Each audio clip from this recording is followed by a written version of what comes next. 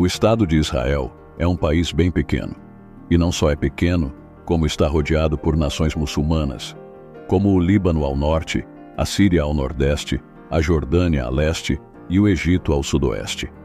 Desde que Israel anunciou sua independência em 14 de maio de 1948, o país entrou em guerra 16 vezes com seus vizinhos. Além disso, quase todo dia, essa nação de cerca de 9,6 milhões de pessoas enfrenta múltiplas tentativas de ataques terroristas. Felizmente, graças à polícia de Israel, a maioria desses ataques é detectada e impedida. No entanto, Israel tem vizinhos bem complicados.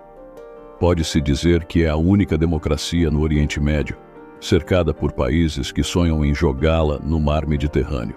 Claro, tanto judeus quanto muçulmanos afirmam que a terra em que vivem pertence a eles.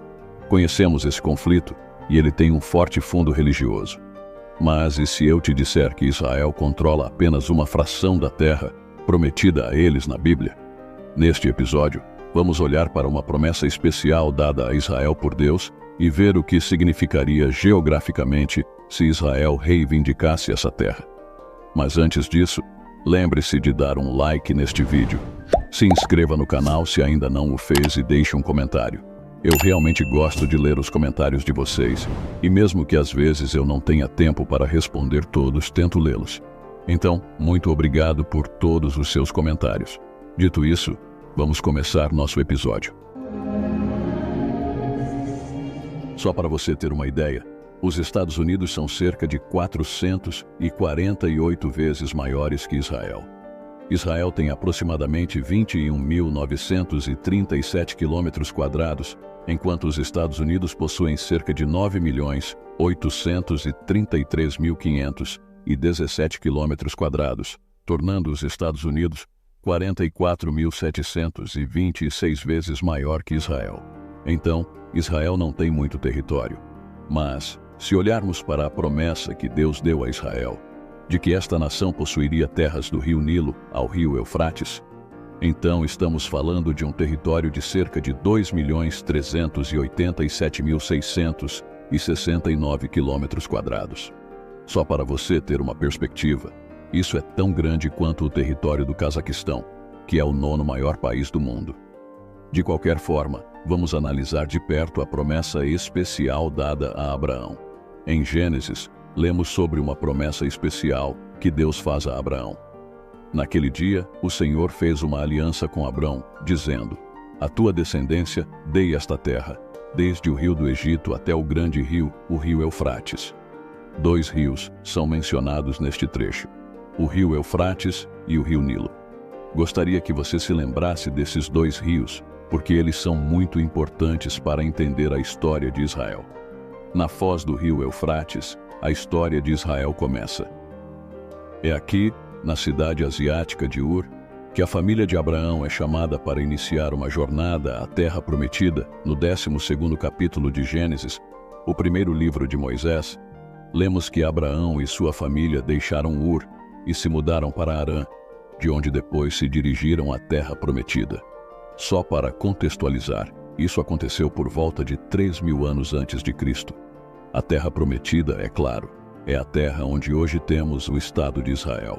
Lemos que Abraão viajou com sua família até a grande árvore de Moré, em Siquém. Aliás, é bem interessante que essa árvore fosse tão significativa a ponto de servir como ponto de referência. Seria uma árvore grande? Parecia estranha. Seria uma oliveira ou um carvalho? O que você acha? De qualquer forma, essa árvore era tão marcante que, na época de Abraão, as pessoas sabiam onde a grande árvore de Siquém ficava. Também lemos que naquela época, os cananeus viviam lá, então a terra não estava vazia. Isso é relevante porque, em 1948, a terra de Israel também estava cheia de pessoas árabes que viviam ali há séculos. Apesar de Canaã não ser um deserto e já haver pessoas morando lá, Deus diz a Abraão que lhe daria aquela terra. Em Gênesis 14:14, lemos que Deus faz uma afirmação ainda mais forte, dizendo que esta terra seria dada aos descendentes de Abraão para sempre. Esta promessa é repetida várias vezes para o filho de Abraão, Isaque, e para o filho de Isaque, Jacó. Esta é uma informação crucial, porque algumas pessoas poderiam dizer: ok, mas Abraão teve muitos filhos, por exemplo, Ismael. E então algumas pessoas diriam que sim, a terra foi prometida aos descendentes de Abraão, e que os descendentes de Abraão são os povos árabes. O problema com essa abordagem é que Deus repete a mesma promessa para Isaque e depois para Jacó. Em Gênesis capítulo 17, Deus diz a Abraão que sua aliança eterna será estabelecida com Isaque e não com Ismael. Na verdade, se você se lembra da narrativa bíblica, quando Isaque nasce, Ismael e sua mãe têm que deixar as tendas de Abraão. Isso é muito simbólico. A promessa da terra continuará, mas só através de Isaque. O mesmo pode ser dito sobre os filhos de Isaque. Era Jacó o escolhido, e não Esaú. Ainda antes de nascerem, Deus prevê que Jacó é o escolhido e que o filho mais novo, Jacó, receberá os benefícios da promessa dada a seu avô Abraão. E o que é surpreendente é que Isaque favorecia o filho mais velho, Esaú, e se dependesse dele, seria o irmão mais forte que continuaria com a promessa. Mas esse não era o plano de Deus. Assim, Jacó é o ancestral da nação de Israel. Jacó teve 12 filhos, que se tornaram as 12 tribos de Israel. Agora, voltando à história de Israel, os eventos vividos pelos patriarcas são um microcosmo do que acontecerá com toda a nação. Todos os 3 heróis bíblicos, Abraão, Isaque e Jacó, deixaram a terra prometida e viveram em um país estrangeiro. Abraão foi para o Egito, onde mentiu para o faraó dizendo que Sara era sua irmã. A possível destruição da linhagem prometida só foi evitada porque Deus interveio. A caminho do Egito, Isaque foi detido por Deus em Gerar, terra de Abimeleque, rei dos filisteus. Como seu pai, Isaque mentiu chamando Rebeca de sua irmã, causando inveja nos corações dos filisteus devido à sua prosperidade. A prosperidade de Isaque na terra estrangeira eventualmente fez com que ele fosse forçado a deixar aquela terra e retornar à terra prometida. Por fim, Jacó deixou a terra 2 vezes. Primeiro, quando jovem, ele fugiu da ira de seu irmão Esaú para viver em Padã Arã, localizada hoje na fronteira entre a Síria e a Turquia. Desta vez, Jacó não enganou, mas foi enganado por Labão e sofreu inveja causada por sua prosperidade. Eventualmente, Jacó também deixou Labão em segredo, medo e pressa. A segunda vez que Jacó deixou a terra foi como um ancião, após o qual ele nunca mais voltou. No entanto, em seu leito de morte, ele ordenou que seus filhos o enterrassem no túmulo de Abraão e Isaque na caverna de Macpela, em Hebrom. E assim, o ciclo dos 3 patriarcas terminou na terra prometida por Deus. E assim é o plano para toda a nação de Israel. Os 2 rios, Nilo e Eufrates, tornam-se um marco na história de Israel. O Nilo é o maior rio do Egito e a razão pela qual esta nação asiática se tornou tão poderosa. O Egito é um lugar de exílio para Abraão, para Jacó e seus 12 filhos e, eventualmente, para toda a nação de Israel. No entanto, devemos lembrar que a presença de Israel no Egito não é aleatória, mas foi prevista por Deus, que anuncia no primeiro livro de Moisés, no mesmo dia em que dá a promessa a Abraão, que a nação recém-criada teria que passar lá 400 anos. O rio Eufrates é outro grande rio que contribuiu para o desenvolvimento de nações poderosas como a Babilônia e a Pérsia. É o lugar onde a história de Israel começou, onde Abraão foi chamado e um lugar onde o povo judeu foi exilado por 700 anos. Agora, voltando à promessa original da terra dada a Abraão por Deus, vemos por que o limite dos 2 grandes rios foi dado nas margens desses 2 rios. Eventos muito importantes ocorreram. Primeiro, os hebreus retornaram do Egito após 400 anos de exílio, e mais tarde, a nação judaica retorna da Pérsia após outros 70 anos de exílio. Se levarmos a promessa dada a Abraão literalmente, então Israel é prometido uma terra muito maior do que possui agora, do rio Nilo ao rio Eufrates. Podemos traçar uma terra de 2.387.669 km². Agora sei que algumas pessoas diriam que essa promessa foi realizada nos tempos de Salomão. O problema com isso é que Salomão nunca foi tão longe quanto o rio Nilo em suas conquistas territoriais. Além disso, Seu reino não durou muito e rapidamente foi dividido e diminuído.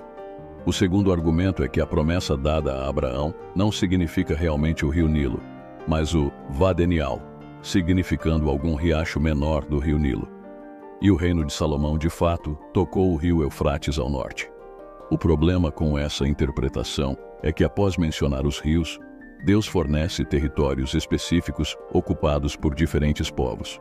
Assim, temos a terra dos queneus, quenizeus, cadmoneus, hititas, ferezeus, refaíns, amorreus, cananeus, girgazeus e jebuseus. Essas tribos viviam em um território que ia muito além da terra que Salomão possuía. Mas mesmo se adotarmos a visão minimalista de que a terra prometida é a terra que Salomão possuía no auge de seu reinado, mesmo assim, Israel ainda está longe de possuir uma terra tão grande. Outros dizem, bem, uma vez que Salomão cumpriu a promessa, ela não se aplica hoje. Além disso, hoje somos todos descendentes espirituais de Abraão, então isso não importa. Há tantos problemas com essa afirmação. Primeiramente, é importante ressaltar que quando Deus prometeu a terra, ele afirmou que essa promessa seria eterna. E eterno significa que perdura para sempre, não apenas por um breve período durante o reinado de Salomão. Portanto, o fato de Israel ter ocupado a terra em um determinado momento da história não invalida a promessa contínua feita a Abraão, Isaque e Jacó. Em segundo lugar, é verdade que o Novo Testamento reconhece os cristãos como descendentes espirituais de Abraão. No entanto, como já mencionado, Abraão teve vários descendentes, mas a promessa da terra foi especificamente transmitida a Isaque e posteriormente a Jacó. O Novo Testamento não se refere aos cristãos como descendentes espirituais de Jacó, certo? E é crucial lembrar que são os descendentes de Jacó que formam a nação de Israel. Como sabemos, Deus estendeu sua graça a Agar e Ismael, concedendo-lhes uma promessa distinta.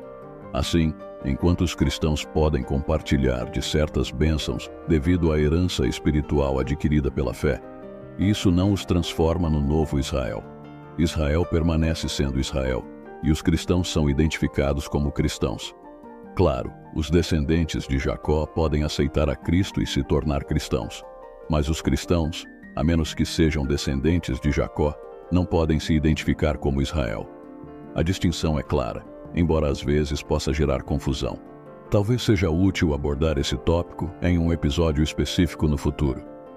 Me fale se você gostaria de ouvir mais sobre esse tópico. Então, para resumir, Israel não possui a terra prometida por Deus. O atual estado de Israel é apenas uma fração do território prometido a Abraão, Isaque e Jacó. Mesmo que adotemos a visão minimalista do rio Nilo ao rio Eufrates, conforme visto nos territórios conquistados por Salomão, a história de Israel está ligada tanto ao rio Nilo quanto ao Eufrates. Esses rios estão atualmente nos territórios do Egito e do Irã. Mas Israel tem uma promessa eterna de Deus de que, no futuro, esse território pertencerá à nação escolhida. Obrigado pela atenção. Espero que tenha gostado do episódio de hoje. Não se esqueça de se inscrever, curtir este vídeo e deixar um comentário. Fazendo isso, você me ajuda a alcançar mais pessoas em todo o mundo e é gratuito. Desejo a todos tudo de bom e vejo vocês em breve no próximo vídeo.